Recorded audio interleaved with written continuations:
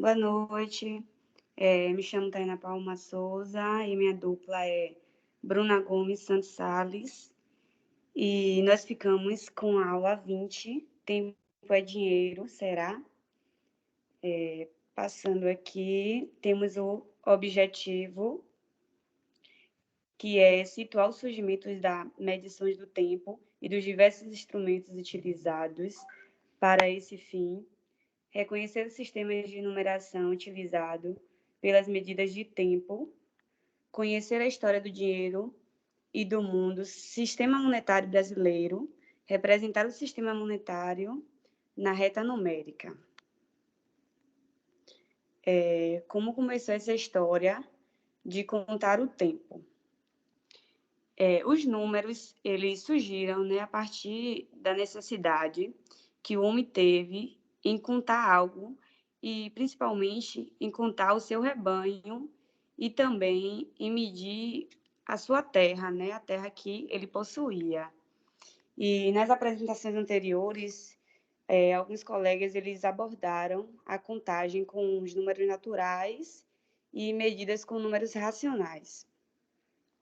Então, notamos que na história, né, houve essa necessidade de contar, né, tanto contar algo e como medir.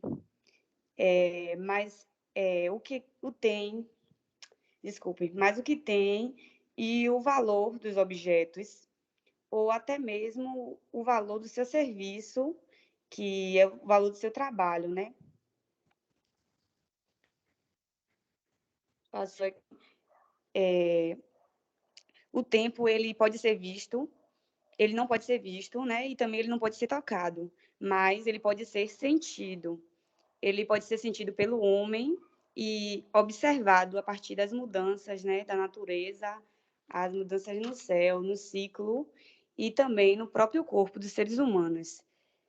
As primeiras medidas, elas foram realizadas por volta do ano de 2500 antes de Cristo, que deu origem ao relógio do sol, que foi inventado pelos chineses. Eles cravaram uma estaca no chão, em um lugar onde batia sol direto, e durante o dia eles observavam como a sombra, né, ela ia se movendo, ela ia mudando de lugar, e eles dividiram em períodos, ficando em 12 partes iguais. A partir daí, eles também fizeram a divisão da noite.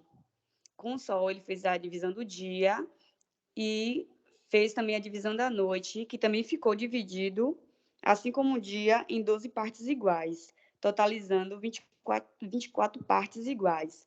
Sendo assim, o espaço entre um amanhecer e outro ficou dividido em 24 partes, ou seja, 24 horas.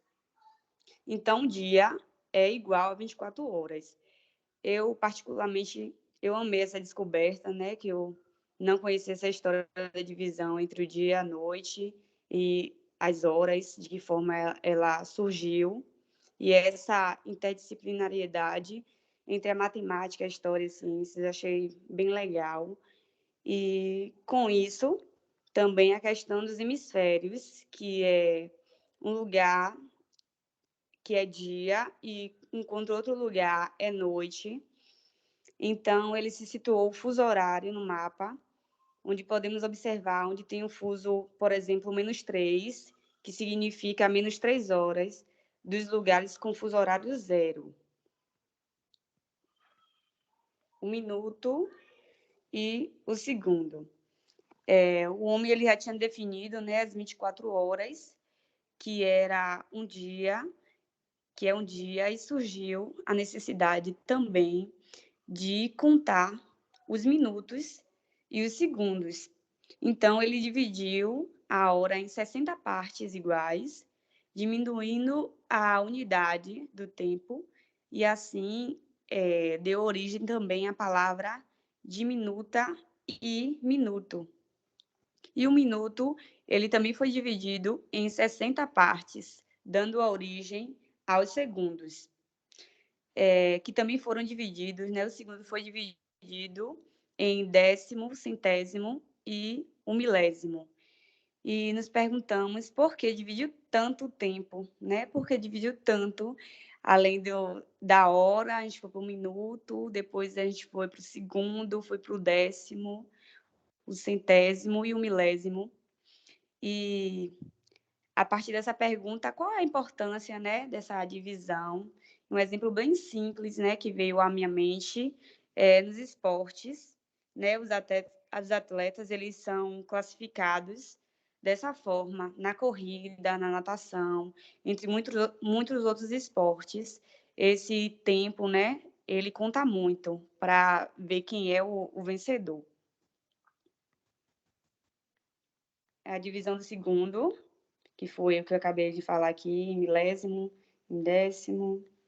O relógio, que tem aqui a exemplificação do ponteiro maior, que marca as horas, o ponteiro menor, que marca os minutos, e o mais fino, que marca os segundos.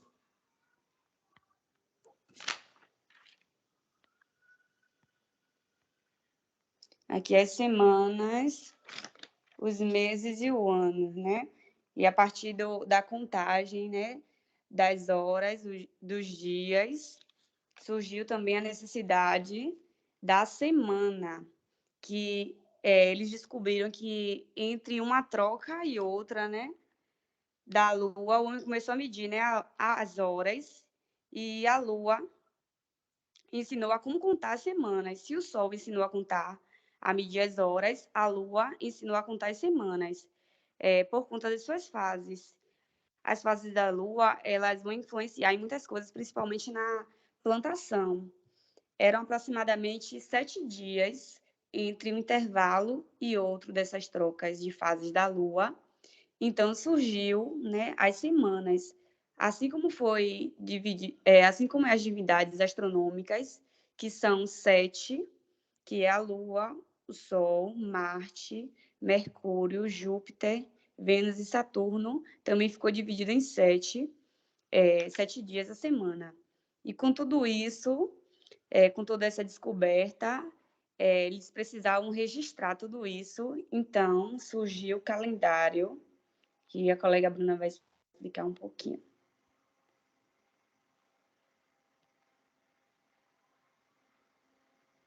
Bem, né, como a colega disse aí, ela deu logo uma conversa inicial, né, só para não passar batido. Essa foi uma proposta que o texto ele traz, sim, né, dessas aulas de curso, que a gente vê os números, no seu surgimento, as suas necessidades, ao homem realmente aí contar, né, o tempo de saber a hora, os minutos, segundos, se orientar, né? É por isso que entrou vários meios, ferramentas para que hoje tornasse aí, então, um tempo em questão de relógios, calendários, dias melhores. Como a colega falou aí também, a questão aí, né, que a gente sempre vê como isso é importante e fundamental no nosso cotidiano, e assim a gente trazer também para nossas aulas, principalmente para fazer aquele ensinamento das séries iniciais. Bem, os calendários, ele também passou por várias transformações, fases, até chegar ao que a gente tem hoje, né? Então, diversos calendários, ele foi criado ao longo da história, possuindo sim uma relação com o modo de vida de cada sociedade, povo. Então, a gente sabe que os maias, o egípcio, os romanos, os astecas, eles sempre vão buscar, né, também seu conhecimento de amor, do modo do que eles vivem, né, da cultura deles, né, da sua história. Então, como vocês podem observar, a gente tem aí alguns modelos, né, de cada povo, o tipo de calendário e de acordo com suas interpretações. Os astecas mesmo, por exemplo, eles possuíam dois calendários com o solar, né, com 365 dias, dividido em 18 meses de 20 dias, mais 5 dias adicionais. Então, os dois relógios independentes, a cada 52 anos, os calendários ele sempre vai fazendo com que os astecas ele tenha essa data como o mundo acabasse, por exemplo. Os calendários maias, ele funciona com três sistemas de contagem de dia. Um período que tem 365 dias, o outro 260 e o terceiro de longo curso. Então, como vocês podem observar, são bastante. Os egípcios aí, eles criaram um calendário solar, né? Então, é a partir dessa observação que eles faziam do Nilo, do rio Nilo, ele regulava as suas colheitas entre 12 meses e 30 dias e 5 dias a mais, sempre restando aí a mais o que? Um final de semana de cada ano, certo? Então, eles tinham estabelecida no calendário dele os dias festivos, de acordo com a observação das fases da Lua. Temos também os romanos, né? Ele tinha por volta de 45 a.C. uma reforma ordenada pelo imperador Júlio César, né? Então, qualquer referência à Lua resultando no calendário juliano, também conhecido.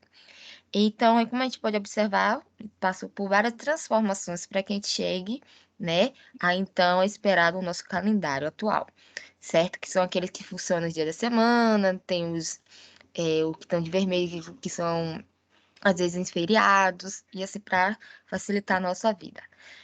Como vocês podem observar também, a gente tem um relógio, né, do natural ao eletrônico, né, que a gente sempre aprendeu mais, né, os nossos pais, nossos avós, com o relógio de ponteiro, como se chama, né, indicando sempre os minutos, segundos, e com isso a gente vem aprendendo também na sala de aula, né, como a gente vai ensinar isso para as crianças, né, então também surgiram diversos relógios, né, tinha alguns relógios de água, de fogo, mas esses aí são mais modernos, o que mais a gente teve contato, né? Não tá naquela pré-história. Então, como vocês podem observar, mais uma vez, a produção mundial, né, de relógio é em torno de 250 milhões de aparelhos por ano. Então, cada um deles é dividido e ordenado o tempo para realizar a atividade do cotidiano, né? Nosso dia a dia. Que é a ideia de que o tempo não seja desperdiçado, né? A gente tem a mania de realmente ficar sempre. Quanto tempo falta? Será que tá na hora de ir embora? Né? A gente fica naquela agonia desde mais novos, querendo ir embora, querendo lanchar, ou tá nem aí se você passou muito tempo, quer se livrar. Então, é por isso o tão valioso fala-se, né? O tempo não pode ser desperdiçado. Foi por isso que dessa ideia surgiu então a famosa frase: tempo é dinheiro? Pode passar aí, colega, por favor. E como a gente deve trabalhar o tempo em sala de aula, né? Sempre resgatando a origem de formas de contar o tempo com os alunos, que é um recurso didático e que permite estabelecer conexão e trazendo então a matemática e a evolução da humanidade, né? Olha só o que é que a gente tem hoje passou por várias coisas, cada coisa tem história, né? Tem as suas demandas também. Então, os alunos tiram a experiência disso, né? Tendo a noção que é dia, noite, mês, hoje, amanhã. Eu lembro muito bem quando eu levei sobre a contagem do tempo para a sala de aula, o que é que eles fazem pela manhã, o que é que eles fazem pela tarde, o que é que eles fazem pela noite, as suas atividades, qual é a importância de cada período no nosso dia, né? Quantos dias eu tenho em um mês, qual é o mês mais curto, quantos fins de semana eu tenho, quais são os dias da semana que eu estudo. Então, tudo isso a gente vem trazendo para então, para a gente ver como isso é construído na compreensão desses alunos, né? Que sempre tem que dominar aí o assunto para que possa estar dispondo a eles essa facilidade de eles sim se interessar. Então, ao trabalhar logo com o tempo, os alunos eles também vai estar integrando outros conteúdos, trazendo mais uma vez suas raízes, como por exemplo os algarismos romanos, que são indispensáveis para a leitura de horas e relógio, que usa esse tipo de numeração. Então, a gente trazendo os números de uma forma leve, dizendo que eles têm história, que tudo tem nome, tem história, tem as suas descobertas, e então trazendo a aula mais leve para eles. Trazendo também o que é mais curto, o que é mais longo, o tempo que a gente faz com as nossas brincadeiras, o tempo que a gente leva esperando o amigo, proporcionar então um contexto, né, de sempre estar levando esse desenvolvimento à ideia básica de medida, que é comparada a trabalhar, o conceito de medir, que vai sempre utilizando os instrumentos. Como trazer para eles o que é medir, significa comparar a grandeza, o tempo, apesar das suas características, né? Comparar, adicionar, diminuir. Então, todos esses acontecimentos a gente trabalha, né, na sala de aula, levando esses conteúdos, atividade sim, fazer uma autoavaliação, né, e que ele também estará sempre aí exposto às suas interações. Pode passar aí, colega, por favor. Pronto. O dinheiro também de história, né, nesse tema aí a gente sabe que o dinheiro também ele passou por várias coisas até chegar o que a gente tem, né, cada país logo vai ter sua história. Desculpa. Então, a gente teríamos aí muito tempo, né, para lembrar antes de que ele surgia. As pessoas trocavam entre os produtos que possuíam excessos, né, que cada um tem suas compulsas, as medidas que é necessário, de acordo com a respeito dos valores, né. Então, a história do dinheiro, ele acompanhou ao longo dos séculos, com que faz com que o assunto ele possa estar assim relacionado às diversas épocas, independente da questão social, econômica, as pessoas, alunas, crianças, os cidadãos, ele tem uma ideia assim de compra, né, de venda e de valor desde cedo. Como a gente vai observar, os números fazem parte do nosso dia a dia. Fato. Onde é que a gente pode estar encontrando os números? O que a gente pode fazer com os números? O que a gente faz com números, né? Então, o dinheiro ele também tem um valor nessa questão, né? Que a gente apresenta as moedas, as cédulas, né? O real para eles e saber que cada coisa tem o seu valor, o que a gente pode estar utilizando, comprando com isso, o que realmente pode estar sobrando de troco. Então, tudo isso é uma ideia assim para a gente estar trabalhando na sala de aula, sempre estabelecer aí, né? Essas comparações falando também aí do e tanto, principalmente se a gente for trazer aí questão de viajar. A pessoa, se a gente for viajar, tem a questão dos comerciantes, então a gente tem que saber realmente como a gente deve estar usando esse dinheiro, e além de guardar dinheiro, né, a questão aí também de troca de benefício de favor, então muitas coisas envolvem tempo e dinheiro. Na história do nosso dinheiro, a gente tem o nosso país que tem o pau-brasil, né? Que foi por muito, muito tempo utilizado como elemento de troca. Então, ele era considerado como um valor para eles lá, certo? Aqui na Bahia, a gente foi criada a primeira Casa da Moeda, que foi para fabricar novas moedas, recunhar já que estava em circulação, de acordo, né, com a necessidade da população, que era transferida de região, que é mais complexo. Então, pode passar, colega, por favor.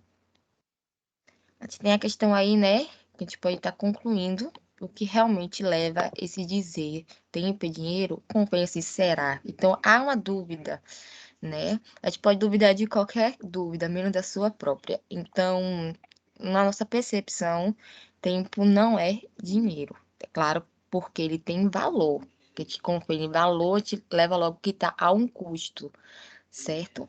Então, nessa aula, nesse texto, apresentou várias histórias de medida de tempo, de dinheiro, de história, e essas medidas elas não apresentam grande dificuldade sob o ponto de vista matemático. E por isso o objetivo foi fornecer um conhecimento que permita ampliar as suas possibilidades didáticas e as atividades a serem realizadas no ensino fundamental, que já que tem uma noção maior, né? E a autoavaliação que a gente observou em todas as atividades propostas foi que o tempo e sua medição são bastante utilizados, pois estão sempre relacionados às nossas ações diárias. Tempo de começar, tempo de mudar, tempo de parar. Mas o que você faria para marcar o tempo se não tivesse um relógio? Então, na aula, voltou sempre no tempo para que você pudesse conhecer as formas, os instrumentos utilizados pelo povos em diferentes momentos históricos para realizar essas medições. Apresentou também um pouco da história do dinheiro no mundo, da história do nosso dinheiro. E a gente poder refletir, sim, sobre tudo o que aprendemos e procuramos identificar de que maneira é apropriada usar desse conhecimento, poder contribuir com a prática em sala de aula, que é o essencial, né? A gente está aqui para então levar um plano, executar esse plano, então ter que realizar e ter uma resposta positiva sobre o que é proposto. Então é isso. Aí tem a referência, que foi o texto que a gente utilizou.